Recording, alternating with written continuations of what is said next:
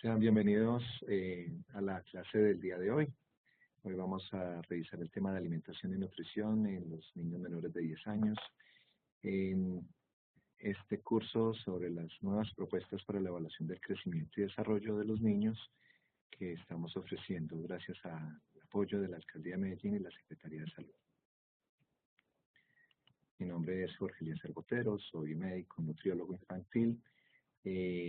Y esta conferencia del día de hoy es complementaria al tema que ya revisamos la semana anterior sobre evaluación del crecimiento de los niños menores de 5 años.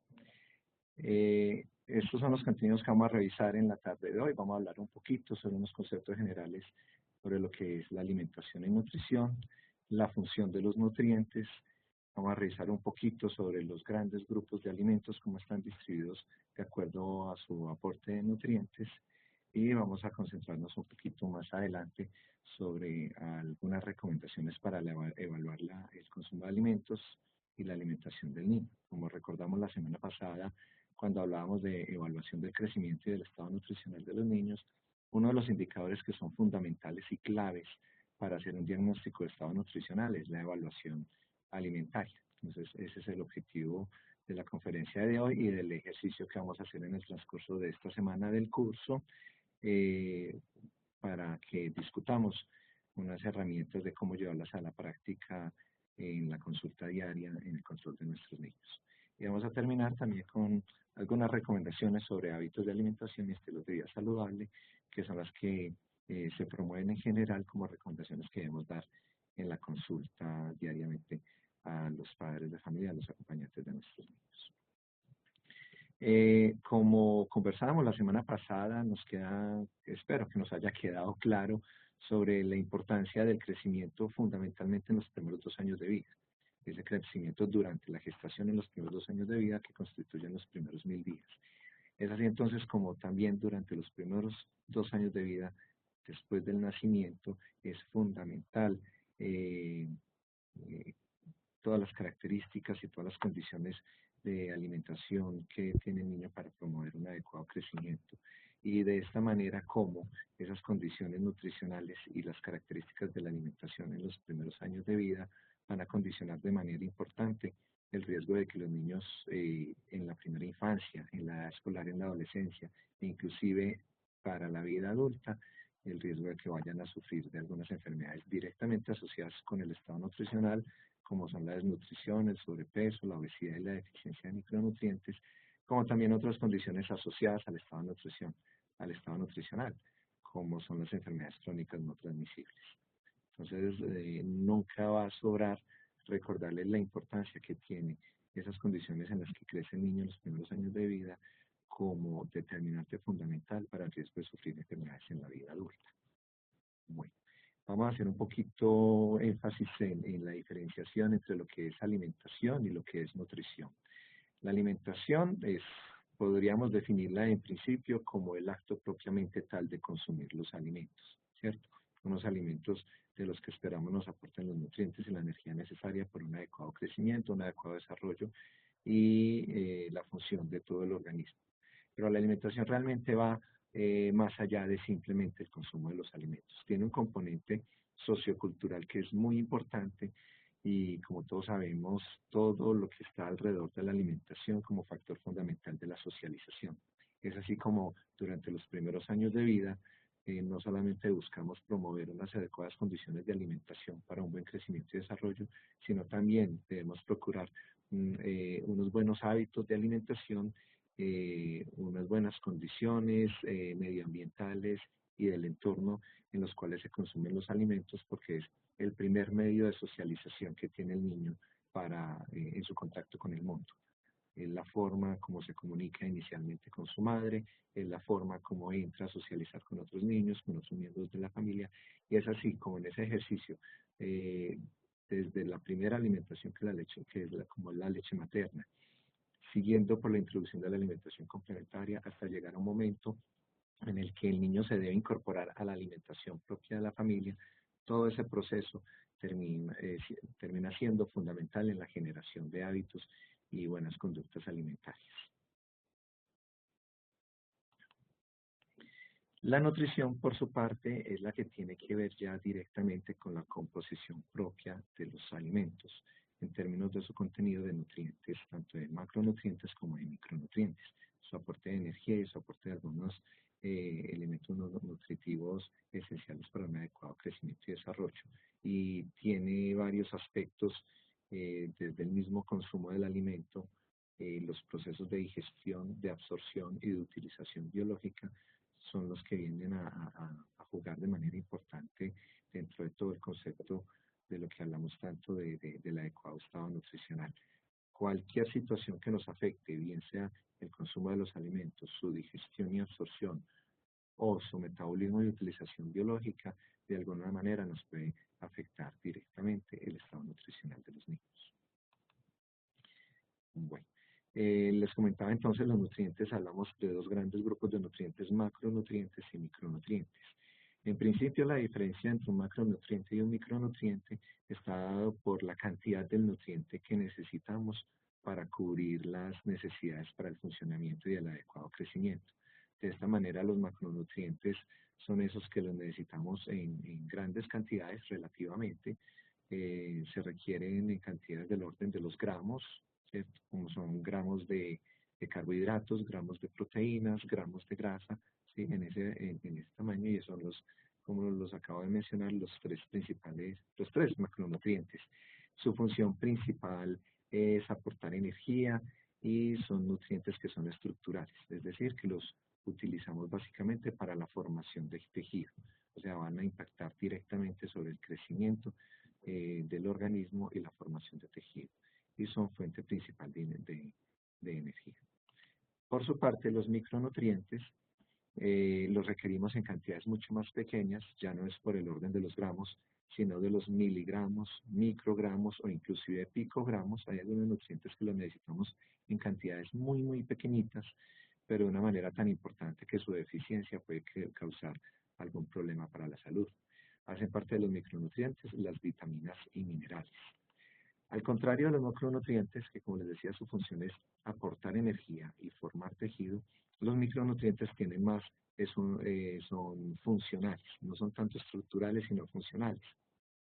Tienen un papel importante en la regulación de todas las vías metabólicas, al actuar principalmente como cofactores de las enzimas de los diferentes procesos metabólicos por los cuales se utilizan y se gastan los macronutrientes, en las vías de producción de energía, en la vía del metabolismo de las proteínas, de la síntesis de ácidos grasos. En todas esas vías metabólicas hay enzimas, y esas enzimas requieren de cofactores para su funcionamiento.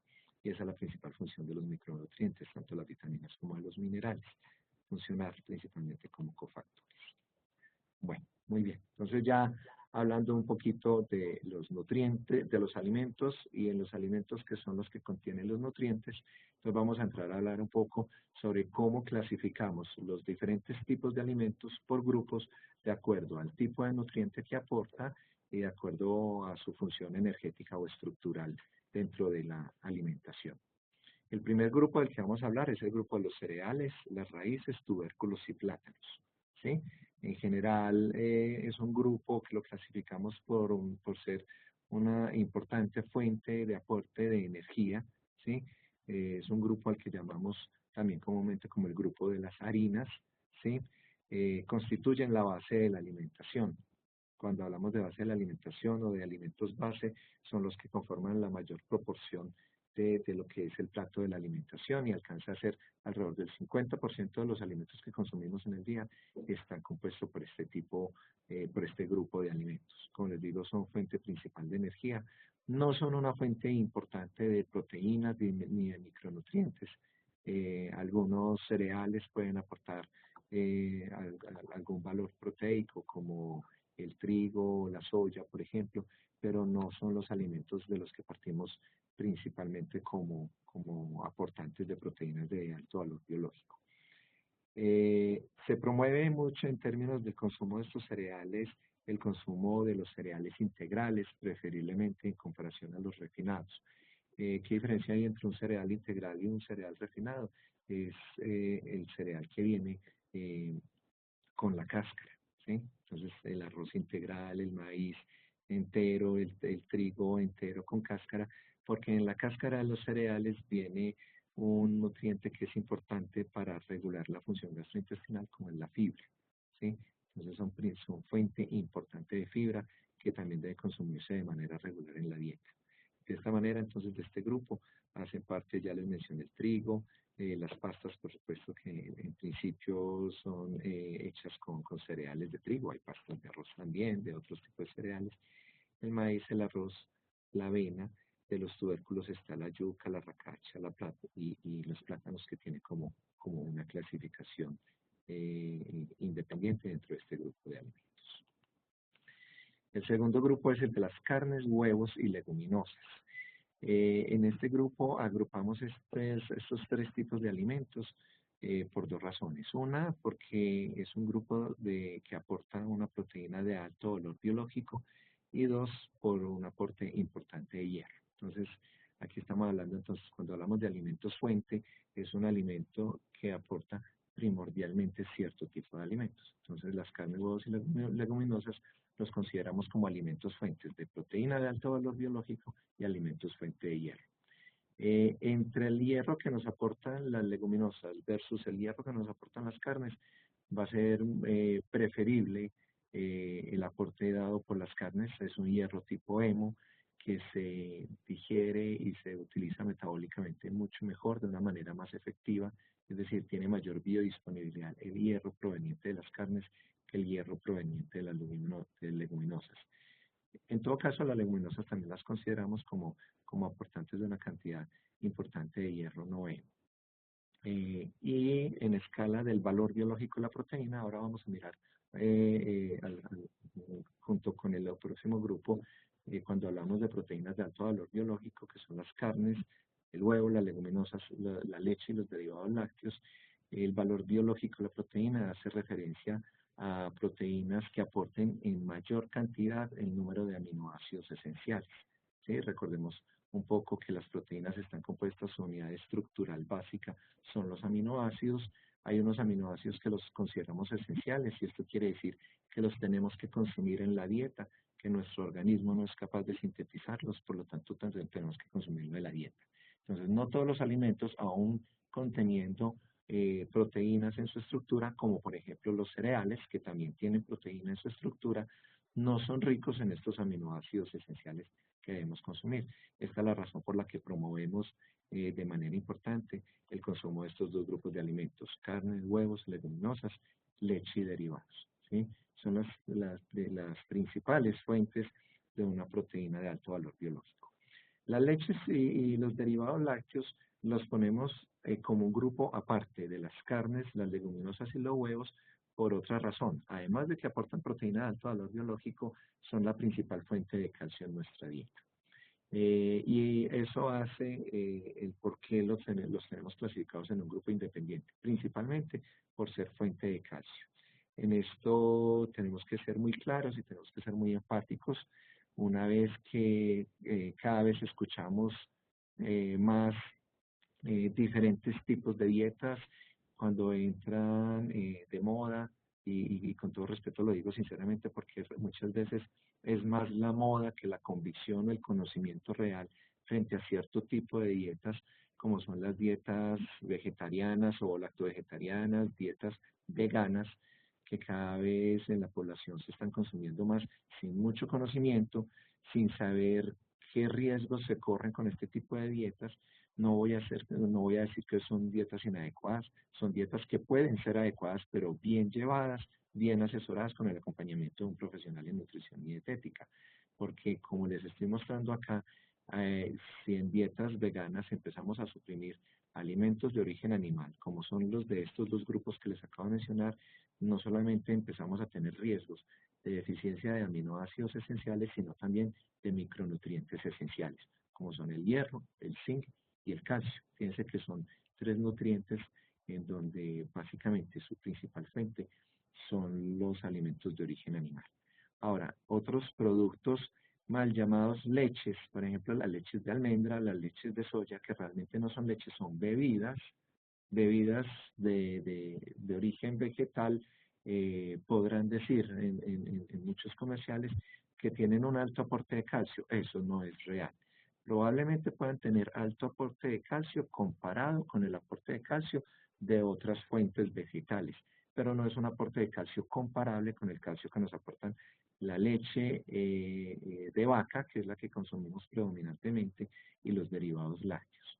Por otro lado, esas cantidades de calcio que aportan estas bebidas de origen vegetal es un calcio que no tiene tanta biodisponibilidad, en donde su absorción es menor, entonces también hay riesgo de deficiencia, sobre todo en niños que son sometidos a dietas veganas, a dietas de supresión de alimentos de fuente de origen animal, entonces hay unos riesgos de deficiencia y eso hay que tenerlo, hay que manejarlo con mucho cuidado, dar la suficiente información a la familia cuando toma las decisiones de tener a sus hijos en este tipo de dietas y derivarlos de una manera muy informada a una orientación profesional.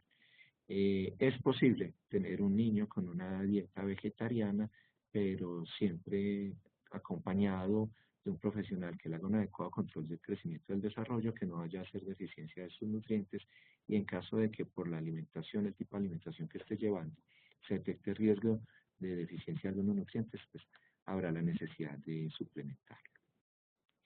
Muy bien.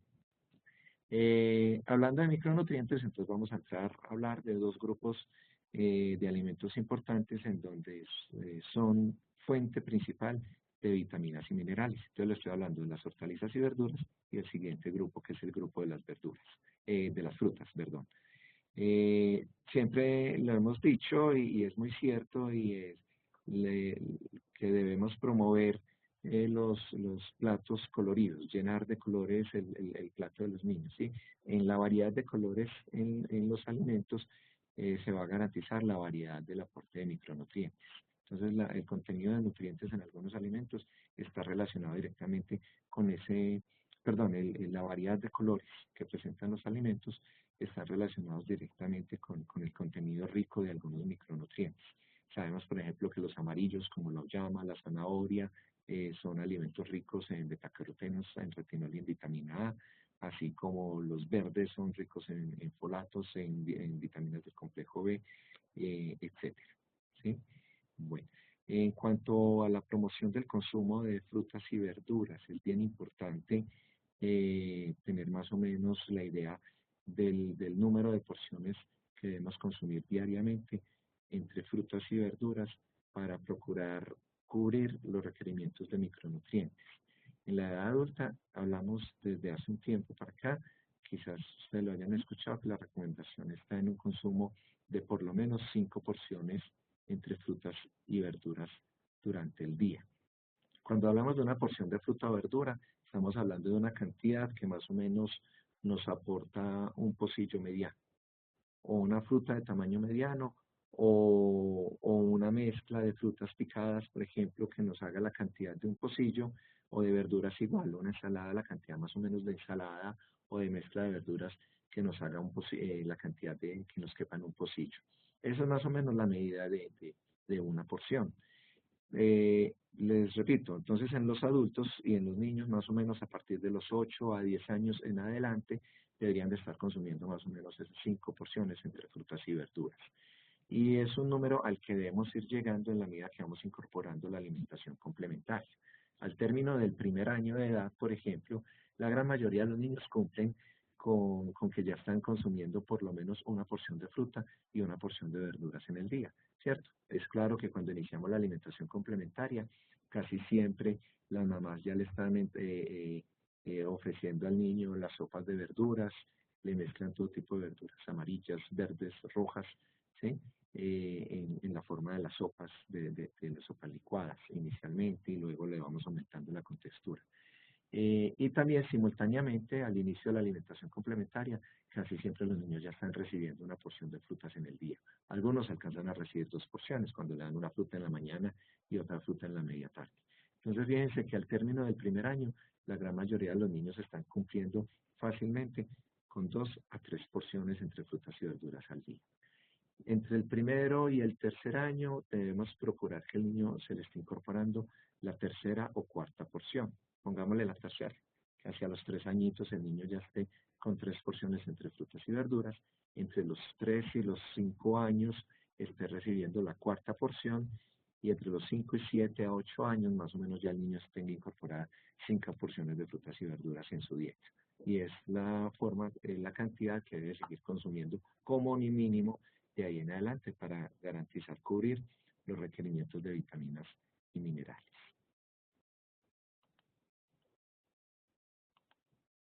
Bueno, otro grupo es el grupo de las grasas. Es un grupo importante por dos razones. Una, porque nos aportan gran densidad de energía, son alimentos fuente de energía muy importante.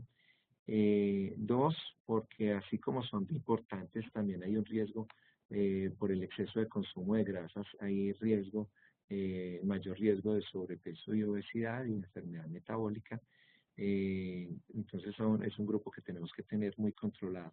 El aporte de grasas en la dieta no debe pasar más o menos el 10% de todos los grupos de alimentos que se consumen.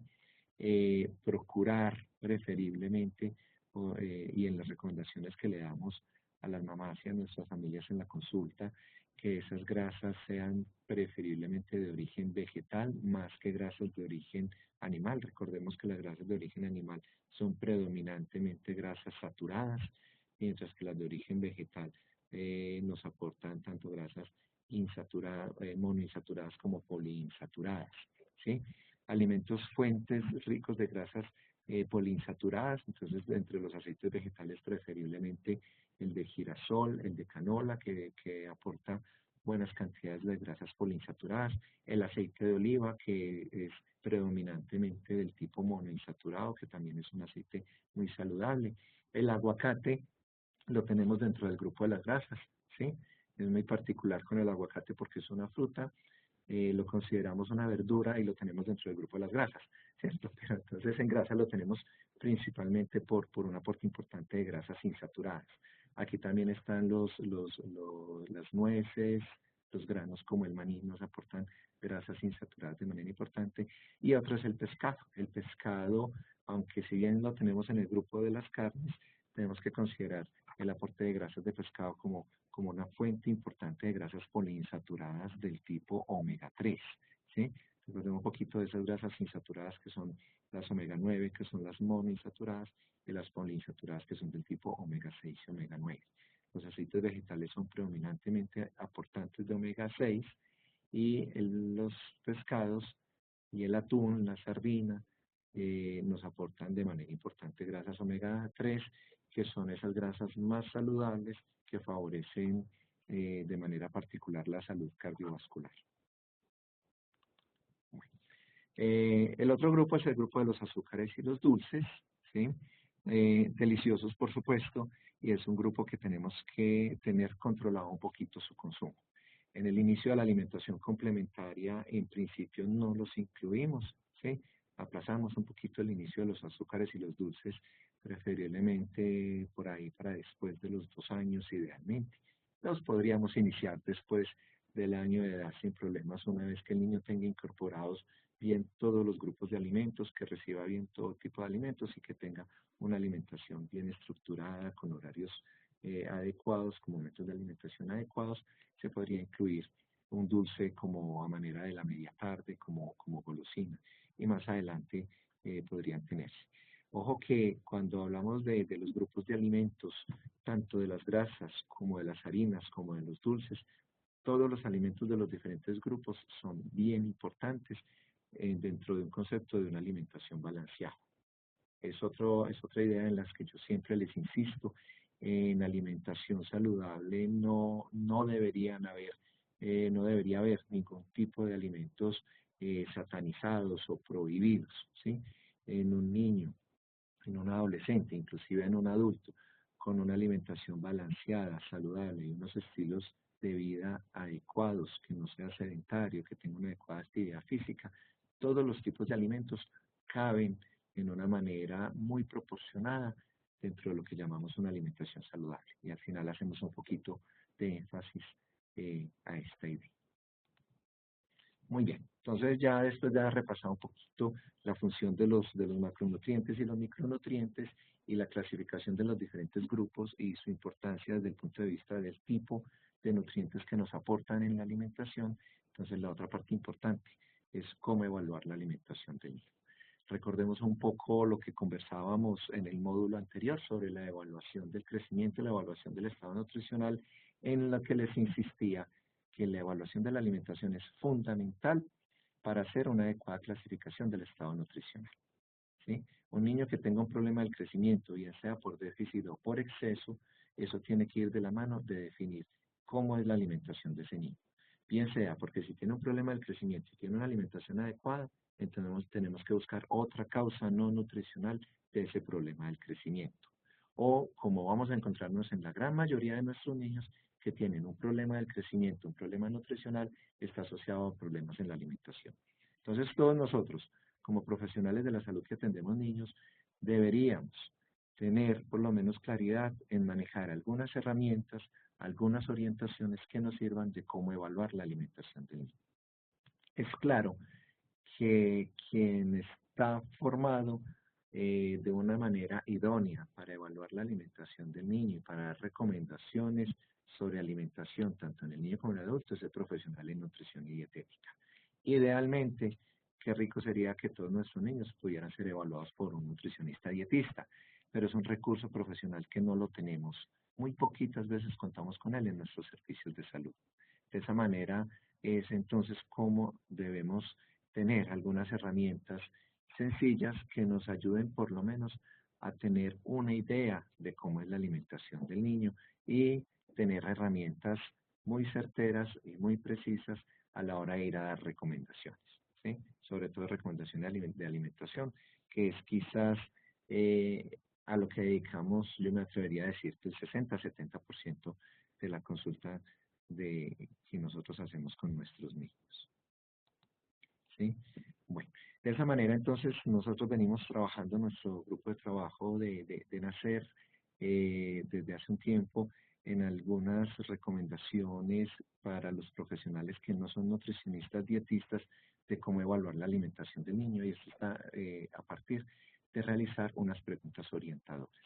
Entonces la propuesta que hacemos es que de acuerdo al grupo de edad del niño que estemos evaluando, entonces tener unas 3, 4, máximo 5 preguntas a partir de las cuales de sus respuestas nos podamos hacer más o menos una idea de cómo es la alimentación del niño. De esta manera entonces vamos a revisar un poquito por cada grupo de edad, no nos vamos a detener mucho en las preguntas orientadoras, sino más bien en las características de cómo debería ser una alimentación adecuada por cada grupo de edad. Estas preguntas orientadoras las van a encontrar en el texto guía de estudio que tenemos, que les tenemos montado en el módulo, en este módulo del curso. ¿De acuerdo? Bueno, vamos a evaluar primero entonces cómo debe ser la alimentación del niño de 0 a 6 meses. Esto es muy fácil. Lactancia materna exclusiva. ¿Sí? En eso tenemos que seguir insistiendo. Nunca va a sobrar las veces en las que tengamos oportunidad de decirlo, de recalcarle, de recordarle a la mamá la importancia que tiene la adecuada alimentación del niño durante toda su vida, durante toda la primera infancia, básicamente durante los primeros 2 años de vida y esencialmente durante los primeros 6 meses. Entonces estamos hablando de la importancia que tiene la alimentación materna exclusiva durante los primeros 6 meses, desde el nacimiento y hasta una edad alrededor de los 6 meses. ¿Sí? La leche materna le es suficiente, le aporta todos los nutrientes al requerimiento que tiene para un adecuado crecimiento y desarrollo y debe ser ofrecida de día y de noche, sin contar tiempos a libre demanda, más o menos un niño adecuadamente alimentado con leche materna que queda satisfecho después de cada mamada, se está alimentando en promedio cada 2 a 3 horas los primeros 2 a 3 meses y eso se va espaciando cada vez un poquito más adelante. Entre los 6 meses y el primer añito de edad es la época crucial porque es el momento en el que se empiezan a introducir los alimentos, la alimentación complementaria. Es bien importante, para todos es claro la importancia del inicio de la alimentación complementaria, por lo que alrededor de los 6 meses el niño comienza a aumentar el riesgo de que de hacer algo que llamamos la brecha nutricional. Empieza a haber una deficiencia entre la capacidad de nutrientes que le aporta la leche materna con los requerimientos aumentados que va a tener el niño por su crecimiento acelerado. Aquí también una claridad. A veces se tiene la idea errónea de que la leche materna pierde propiedades nutricionales y que ya y que por eso ya no le es suficiente al niño y que por eso hay que complementarla con el resto de la alimentación. Y entonces se populariza una idea de que la leche ya no le aporta nutrientes. Entonces ustedes van a escuchar muchas veces a la familia que dice que esa leche ya es agua, que eso ya no le sirve, que para qué lo sigue lactando si ya está con alimento complementario. Eso es una idea errónea. No es que la leche materna pierda composición nutricional.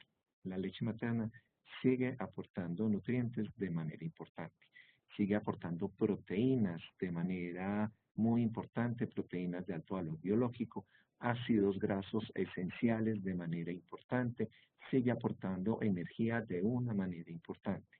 La diferencia está es en que después de los 6 meses los requerimientos de energía y nutrientes del niño se aumentan, se aumentan y en ese aumento en las necesidades la leche materna ya no es suficiente para cubrir ese requerimiento. Entonces no es que la leche pierda características nutricionales, no es que pierda valor nutricional, sino que los requerimientos del niño se aumentan en relación con el peso que va logrando y ya la leche no le es suficiente. Entonces, con esa claridad, insistir en la importancia de un adecuado inicio de la alimentación complementaria alrededor de los 6 meses. La alimentación la iniciamos con preparaciones fáciles para el consumo de acuerdo al desarrollo neurológico del niño, es decir, que empezamos con preparaciones licuadas o espesas en forma de compotas, papillas o purés, y es una consistencia que la vamos incrementando progresivamente en la medida que el niño va desarrollando capacidad de masticación, que le van erupcionando los dientes y que neurológicamente va mejorando su capacidad del sostén cefálico y del sostén del tronco. De manera tal que alrededor de los 8 meses ya no estén los alimentos muy licuados, sino que estén más trituraditos en trocitos, vamos pasando al desmechado para que alrededor del año ya el niño esté recibiendo alimentos sólidos. En cuanto al tipo de alimentos que debemos iniciar, también es de insistir que tradicionalmente aplazábamos el inicio de ciertos alimentos, principalmente por el riesgo de desarrollar alergias. Entonces, ante el riesgo de que el niño desarrolle una alergia alimentaria, hay ciertos alimentos que casualmente, precisamente por alergia a la proteína, son alimentos que nos aportan proteína de alto valor biológico y estábamos de hace un tiempo para atrás aplazando el inicio de estos alimentos para después de los 9 meses, de los 10 meses, de los 12 meses, después del año. Alimentos como la clara del huevo, el pescado, muchas veces la carne de res, el trigo, también son alimentos que tradicionalmente aplazábamos su inicio por el riesgo de alergia. Ya al día de hoy tenemos suficiente evidencia, han salido muchos estudios que han demostrado que retrasar el inicio de estos alimentos potencialmente alergénicos no disminuye el riesgo de desarrollar alergia a estos alimentos. Por el contrario, se aumenta el riesgo de que haya más alergia y reacciones alérgicas más severas si se inician tardíamente. De esta manera, muchos estudios han llegado a la conclusión de hablar de una especie de ventana inmunológica, que es un espacio de tiempo que se mueve más o menos entre los 4 y los 7 meses de edad, que sería el periodo de tiempo ideal para iniciar todos los alimentos y de esa manera se disminuiría el riesgo de desarrollar alergia alimentaria. De esta manera, entonces, todos los alimentos deberíamos iniciarlos alrededor de los 6 meses, sin aplazar ninguno. El huevo entero, incluido yema y clara, el trigo, el pescado, las carnes, son alimentos que deberíamos de iniciar alrededor de los 6 meses. Fíjense que son alimentos que nos aportan proteína de alto valor biológico, nos aportan buena cantidad de energía, nos aportan grasas saludables, como la yema del huevo, por ejemplo, y que no hay razones hoy en día pues, que nos sustenten a partir de la evidencia algún condicionante para aplazar el inicio de estos alimentos. Es decir, que hoy en día dar recomendaciones sobre inicio de alimentación complementaria es relativamente muy fácil. Ya no nos complicamos con que si el huevo a los 9, que si primero la clara o la yema, o que si qué alimento después del año. En principio todos los alimentos los podemos iniciar desde los 6 meses, incluidas las frutas ácidas, incluidas las fresas, la naranja, la mandarina, que son otros alimentos que también por costumbre los dejamos para iniciar tardíamente. El único alimento quizás que sí dejamos para iniciarlo después del año de edad es la leche entera de vaca, por dos razones. Una primera, porque después de los 6 meses la leche materna sigue siendo la base de la alimentación, ¿sí? Entonces, mientras vamos introduciendo progresivamente la alimentación complementaria, la base de la alimentación sigue siendo la leche materna. Entonces, mientras el niño esté recibiendo una adecuada cantidad de leche materna, no necesitamos iniciar ningún otro tipo de leche, ¿sí? Y la segunda razón, que también es bien importante, es que el inicio de la leche entera de vaca antes del año de edad también induce cierto grado de inflamación de la mucosa intestinal que lleva a microsangrado. Y esos microsangrados gastrointestinales inducidos por la proteína de la leche de vaca aumenta el riesgo de anemia por deficiencia de hierro. Entonces son las dos razones principales por las cuales quizás la leche de vaca sea el único alimento al que aplazamos su inicio después del año de edad. Bueno. Hacia los 11 meses, hacia el añito de edad más o menos, la idea es que el niño ya vaya configurando, en la medida que vamos introduciendo los diferentes grupos de alimentos, que el niño ya vamos a ir estructurando un plan de alimentación más o menos regulado con horarios y con momentos de alimentación. Venimos de que esté recibiendo leche materna exclusiva a libre demanda de día y de noche, a que después de los 6 meses vamos introduciendo lentamente los alimentos, eh, un alimento por vez, eso también es importante resaltarlo, un alimento por vez para evaluar en caso tal el riesgo de que el niño desarrolle algunos signos o síntomas que nos hagan sospechar una intolerancia, un rechazo o una alergia al alimento que estamos introduciendo. Entonces lo vamos a hacer de uno por vez para tener a quien echarle la culpa, ¿sí? Si iniciamos dos alimentos simultáneamente y el niño nos hace una reacción no deseada, entonces nos vamos a quedar sin saber a cuál de los dos alimentos está haciendo la reacción. Entonces de a uno por vez, el alimento que introducimos nuevo lo seguimos ofreciendo durante unos 2, máximo 3 días continuos. Tampoco es necesario ofrecerlo por más días sin introducir nuevos alimentos. Si nos demoramos mucho en introducir nuevos alimentos, nos estamos prolongando mucho en el tiempo para lograr un buen menú y un buen número de alimentos introducidos en los primeros 2 meses. Más o menos la idea es que hacia los 8 meses el niño ya tenga casi todos los alimentos introducidos. Y de esa manera vamos conformando más o menos un plan de alimentación, de manera tal que hacia el año de edad el niño ya esté recibiendo entre 3 y 5 momentos de alimentación en el día, además de la leche materna. De esa manera que el niño tenga configurado más o menos un desayuno, una media mañana, almuerzo, media tarde o algo, y la comida, ¿sí? Y sobre esos tiempos, la leche materna, como les digo, que sigue siendo la base de la alimentación. También es importante en términos de la suplementación de micronutrientes. En el texto también que les estamos dejando de guía hay algunas consideraciones generales sobre la recomendación de suplementación de micronutrientes. Recuerden que por política pública en nuestro país estamos suplementando a todos los niños después de los 6 meses de edad.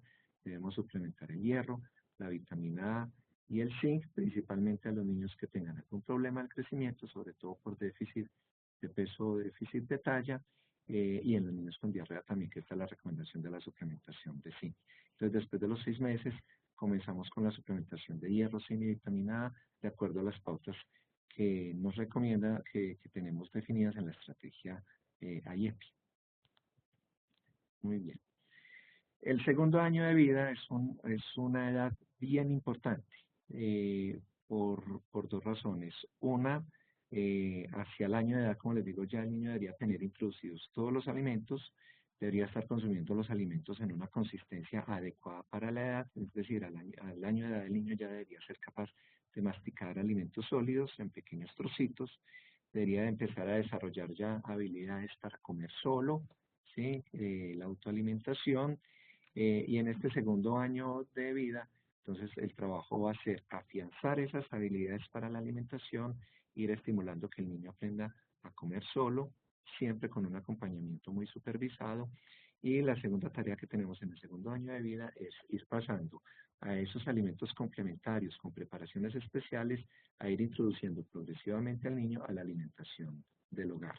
Es decir, que máximo a los 2 años de vida el niño ya debería estar comiendo de los mismos alimentos que se preparan en la casa sin tener que estársele preparando, haciendo preparaciones especiales. Las preguntas orientadoras entonces van dirigidas más o menos en este sentido, ¿sí? Eh, el niño debe estar comiendo de todo, tenemos que insistir mucho en los alimentos de alto valor nutricional, alimentos con buena densidad energética, alimentos que tengan un buen aporte de vitaminas y minerales y alimentos con proteínas de alto valor biológico. También es una edad en donde estamos creando el hábito de la alimentación y de esa manera, como decimos, que debe irse incorporando a la dieta familiar, a la alimentación familiar. Entonces aquí hay dos componentes importantes. Uno, que la familia también tiene que tener una alimentación saludable, ¿sí? Porque no es lógico que nos preocupemos por una alimentación saludable durante los primeros 2 años de vida del niño con alimentos con preparaciones especiales, bajas en sal, bajas en grasa, pero si el resto de la familia come desordenadamente. Entonces, lo que tenemos que meter y el mensaje que tenemos que darle a las familias en términos de alimentación, casi que todas las recomendaciones de alimentación que damos para los niños son recomendaciones que se deben aplicar en toda la familia, ¿sí? Entonces, ahora al final vamos a ver algunas de esas recomendaciones, pero tenemos que procurar que en la familia se coma saludablemente para poder procurar que ese niño tenga una alimentación saludable. Y también dentro de los hábitos entra a jugar los tiempos de alimentación, los momentos de alimentación, tener horarios establecidos, tiempos en cada momento de alimentación. Un niño no debería tardar más de 20 minutos, máximo 30 minutos en un momento de alimentación. Y que entre cada momento de alimentación el niño no consuma nada diferente, ¿sí? Entonces son ejercicios que tenemos que ir aprendiendo a recomendar a la madre cómo hacerlo para evitar los problemas más comunes de alimentación. Por ejemplo, el niño que no come, que está todo el día en función de la alimentación, que se demora mucho para comer y eso genera mucho estrés y mucha angustia a la mamá y un problema pues también para el día a día de los niños y de la familia, ¿sí? Ya está el niño debe tener incorporados los momentos de alimentación, 3 comidas principales con 2 intermedias.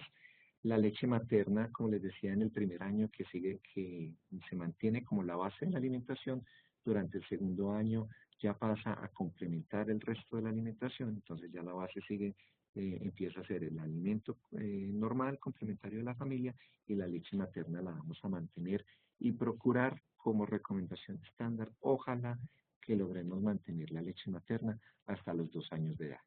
Si logramos mantener al niño con leche materna en el segundo año de edad, estrictamente no necesitaría otra leche diferente. La mayoría de las veces los niños después del año de edad ya están tomando una leche complementaria, además de la leche materna, ¿cierto? Están de moda las fórmulas infantiles de tercera etapa, los niños que les llevan con esas fórmulas hasta los 3 años, hasta los 4 años. En principio, un niño con una alimentación adecuada, completa, suficiente, equilibrada, eh, que tenga todos los grupos de alimentos, que le aporte todos los nutrientes, la leche que necesita después del primer año de edad es la leche entera de vaca. Ya veíamos ahorita que los lácteos los tenemos como un grupo principalmente como fuente de calcio y la leche entera de vaca nos aporta toda la cantidad de calcio necesario para cubrir los requerimientos en la dieta del niño. Entonces, en ese sentido, no necesitamos fórmulas especiales. Ya las otras fórmulas infantiles que vienen enriquecidas con nutrientes como el DHA, como omega 3, como prebióticos, son tipo de alimentos que los encontramos en otras fuentes dentro de una dieta balanceada. Entonces, si el niño consume una cantidad adecuada de pescado, por ejemplo, que la recomendación está entre 1 y 2 porciones a la semana, si come adecuada cantidad de frutas y verduras, no vamos a necesitar estarle dando al niño fórmulas enriquecidas o suplementadas. Entonces, después del año, leche entera de vaca común y corriente. Mientras esté con una alimentación balanceada, con un crecimiento y un desarrollo adecuado. Recordemos mantener la suplementación, igual la alimentación de los niños no alcanza a cubrir de manera suficiente los requerimientos de hierro, zinc y vitamina A y debemos mantener la suplementación de acuerdo a las recomendaciones de la estrategia IAPI hasta los 5 años de edad, suplementándolos cada 6 meses. Ya en la edad escolar, entonces ya empezamos a trabajar un poquito con los hábitos de alimentación, con los estilos de vida saludable, promover la autonomía del niño, que se alimente por sí solo. Ya es una edad en donde pasamos de pronto del niño remilgue, que come mal, que no come nada.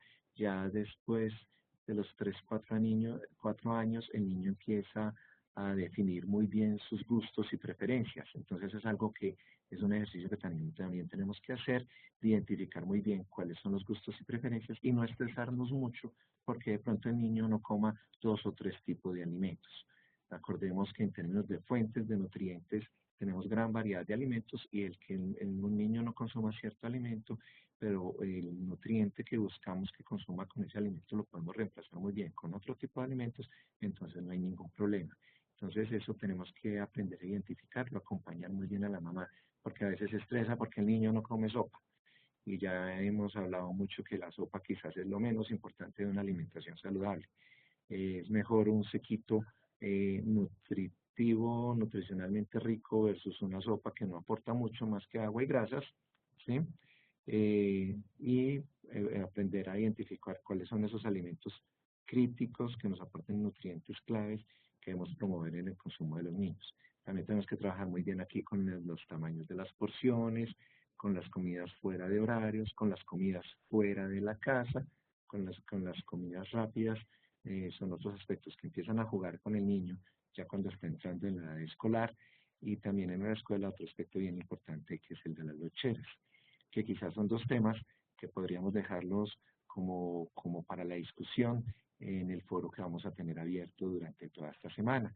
Entonces, dentro de esa alimentación complementaria podemos hablar un poquito sobre las comidas fuera de casa, sobre las comidas rápidas y sobre las loncheras. Empezamos ya entonces a controlar dentro de esa alimentación saludable el consumo de ciertos tipos de alimentos que sin ir a ser restrictivos completamente, sí tenemos que controlar el consumo.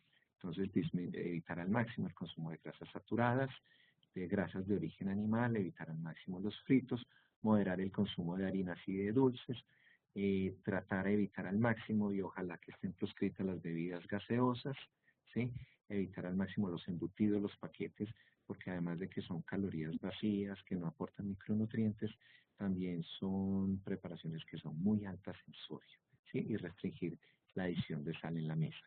Con la sal, una observación bien importante. A veces nos preocupamos mucho por, por restringir la sal en la preparación de las comidas.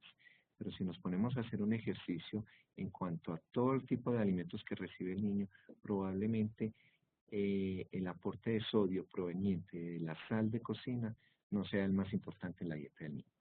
Es decir, en una dieta más o menos balanceada o en una dieta típica de lo que comen nuestros niños, incluidos paquetes, embutidos y todo eso, la sal de cocina no alcanza a ser siquiera el 30% de todo el sodio que consumimos en la dieta. Nos aporta mucho mayor cantidad de sodio las preparaciones industriales, los congelados, los embutidos, los paquetes, las fórmulas infantiles y todo lo que tenga preservantes, conservantes, estabilizantes, aportan grandes cantidades de sodio.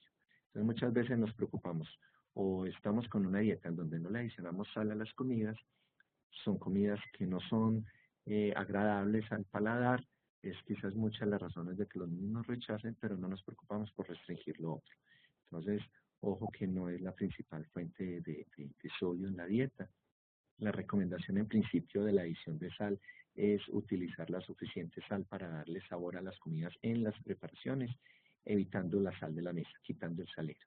Es decir, no poner sal adicional en las preparaciones, más bien sí restringir el otro tipo de alimentos industrializados que son la principal fuente de sodio en nuestra dieta. ¿Sí? Muy bien. Y para ir terminando entonces, recogiendo un poquito varios de los conceptos de estos que ya les he mencionado, sueltos en cada uno de los apartes que revisamos, entonces hacer énfasis en algunos aspectos que deberían hacer parte de unos buenos hábitos en la alimentación y de unos estilos de vida saludables, porque entonces cuando hablamos de una adecuada alimentación para promover un adecuado crecimiento, eso también tiene que ir de la mano de evitar ciertos excesos de otros consumos como son el alcohol y el tabaco, y promover la actividad física y el consumo adecuado de agua, que casi siempre se nos queda el agua por allá en el tintero y tenemos que promover un adecuado consumo de agua en reemplazo sobre todo de bebidas azucaradas y bebidas gaseosas. Entonces, de manera importante, respetar los horarios de las comidas. Recordemos, 5 comidas en el día, 3 principales y 2 intermedias, los momentos en cada alimentación, los tamaños de las porciones, procurar siempre un sitio adecuado e idealmente comer en familia. Siempre les decimos, en los ritmos en los que vivimos hoy en día en nuestra sociedad, decirle a los papás procurar que por lo menos un momento del día se coma en familia. Bien sea el desayuno antes de salir de la casa, que todos se sienten a comer, o en las noches cuando todos regresan que la comida, pero por lo menos un momento en familia. Recordemos, como les decía al principio, la alimentación es un acto de socialización y el primer momento de socialización es en la familia. Entonces es un momento donde además conversamos, nos desatrasamos, hacemos seguimiento de cómo están nuestros niños. Entonces es un momento bien importante. Evitar el exceso de comidas rápidas y ojo que aquí les pongo evitar, no les digo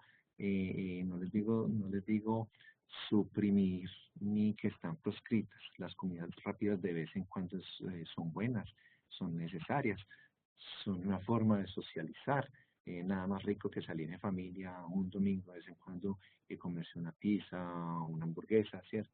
Es decir, en el contexto de una alimentación saludable, una comida rápida también cabe. Pero también hay maneras de tener algunas comidas rápidas saludables, ¿cierto? Entonces evitar la adición de salsas, el exceso de salsas, ¿cierto? Las carnes, por ejemplo, de una hamburguesa que sean más bien carnes preparadas naturalmente que carnes congeladas, ¿sí? No combinar una hamburguesa con las papas fritas más la bebida gaseosa, evitar esos excesos, pero cabrían. Yo estoy convencido de que pueden caber dentro de una alimentación saludable en un niño con un crecimiento adecuado. Cabrían de vez en cuando una comida rápida, una vez al mes, cada 20 días, que no sea cada 8 días ni que sea de todos los días, que ahí es donde tenemos problemas. Diferente es en el niño que ya tiene, por ejemplo, un sobrepeso y una obesidad, en donde sí hay que ser más restrictivos, ¿sí? De la misma manera, controlar el consumo de bebidas gaseosas, dulces, fritos y harinas, ¿sí? Evitar la adición de azúcar a las bebidas naturales. Frente a las bebidas naturales, a los jugos de fruta, siempre les digo, es preferible la fruta al jugo, pero también es preferible el jugo a la gaseosa, ¿sí? Entonces, pero cuando se vaya a tomar un jugo de fruta natural, entonces que sea espesito, que esté una fruta bien concentrada y sin adición de azúcar. El problema con la fruta en un jugo es que se diluye la porción de la fruta cuando hacemos una gran cantidad con poca fruta y además el riesgo de que le adicionemos azúcar es un problema. Ahora, las frutas también en los jugos concentran la fructosa y eso también puede producir un aumento de aumentos rápidos de la glicemia y aumentar el riesgo de resistencia a la insulina a largo plazo. Entonces, como bebidas naturales, preferiblemente agua y evitar la adición de azúcares a los jugos cuando los vamos a consumir. Controlar el consumo de grasas saturadas y de sal, promover el consumo de frutas y verduras, les insisto, el número de porciones para la edad es bien importante, junto con mantener una vida activa, evitar el sedentarismo, actividad física regular, idealmente al aire libre, que los niños practiquen algún deporte y sobre todo en la edad escolar y en la adolescencia evitar el consumo de alcohol y cigarrillos. Y en el ambiente donde crece el niño chiquito, evitar también el humo del tabaco. Procurar en los niños periodos de sueños que sean constituyentes, que sean confortables, ¿sí? Muchos de los niños se nos quedan hasta tarde jugando en pantallas, se acuestan tarde, se levantan temprano, entonces no son sueños reparadores y no tener sueños reparadores también van a afectar directamente el crecimiento. Bueno, esto es todo durante esta charla. Espero que hayan quedado muchas inquietudes que podamos discutir durante el foro. Nos encontramos en el foro y, y bienvenidas todas las inquietudes. Tengan todos un buen día.